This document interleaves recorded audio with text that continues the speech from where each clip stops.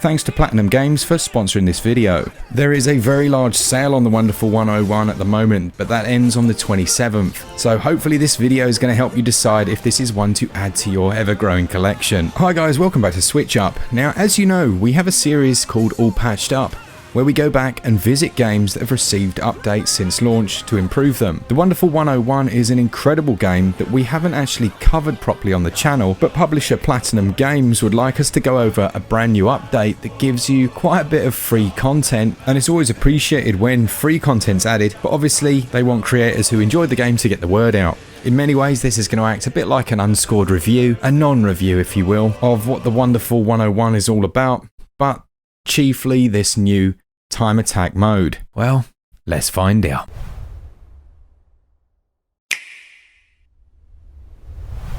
I'm sure most of you have heard of Platinum Games already. They essentially are creators of the best action games of all time, such as Bayonetta, Astral Chain, Metal Gear Rising, the Nier series, but the Wonderful 101 was actually their first self-published title, with its namesake being released back on the Wii U, but having the remastered treatment on PlayStation and Nintendo Switch, and it's also available on Steam.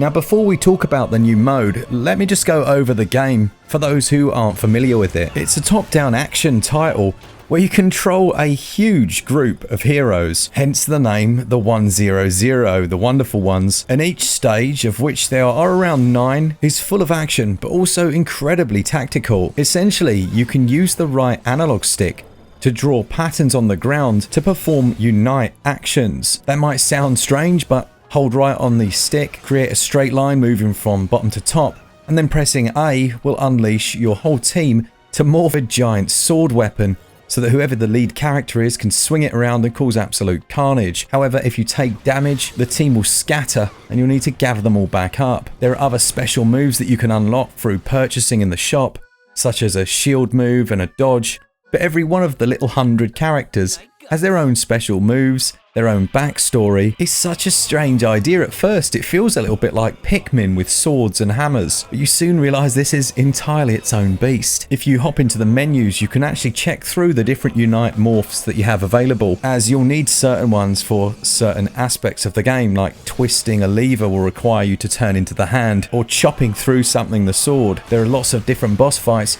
and you'll need to choose the correct Unite morph to beat those, such as this one where you're using the whip to tear pieces of its armor off. It's left very much up to the discovery of the player to work out what works where. Obviously, I'm not going to say a score or anything like that, but as far as gameplay and controls go, it's a bombastic delight of a game, and I'm sure the comments will reflect how much fun people have had with this one. As the name suggests then, the Time Attack DLC that's just been released for, well, completely free. If you have this game already, go and download it right now with the link in the top pinned comment. But it's an add-on to the main game, so that from the main menu you choose Time Attack, and with the very best arcade moments, you can then compete for the best time across all of the stages.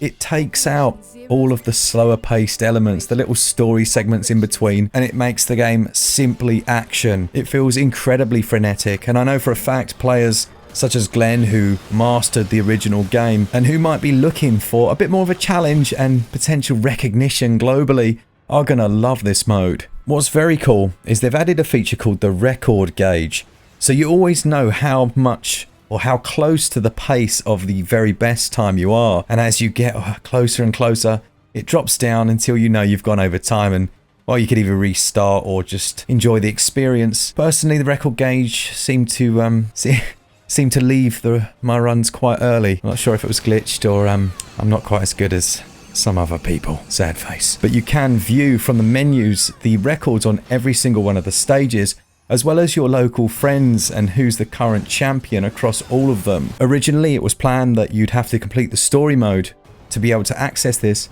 but they've patched in now, especially with this sale on, so that anyone can jump right in and experience it. What I really liked, as someone who hasn't played through the entire game before, you can actually jump to different stages. So if you find yourself a bit stuck, you can choose any of the stages to hop right into. There are different difficulty modes, ranging from easy up to, well, not easy. So there's definitely something here for every type of player. As well, it was super challenging back on Wii U, I'm told, according to Glen. It really feels like this mode was built for speedrunners as well, so if you're a part of that community, or just have a group of mates that you like to challenge, and if you haven't got a close group of friends, you can actually challenge other people from around the world in this mode. If you know full well that you're a decent player, or if after the story mode you find that actually you get to grips with it, those challenges can be seriously intense.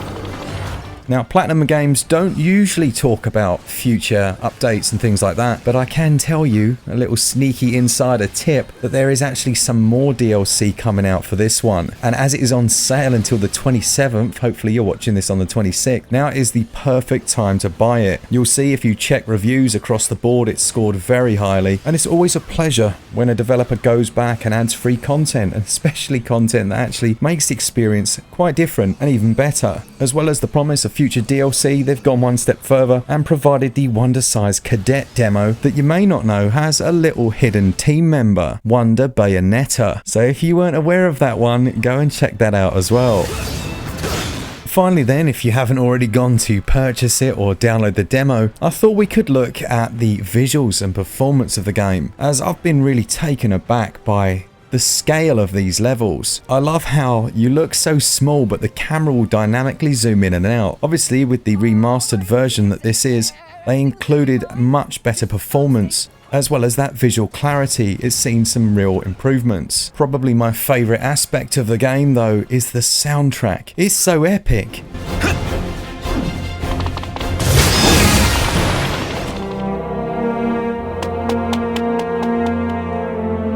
Luca.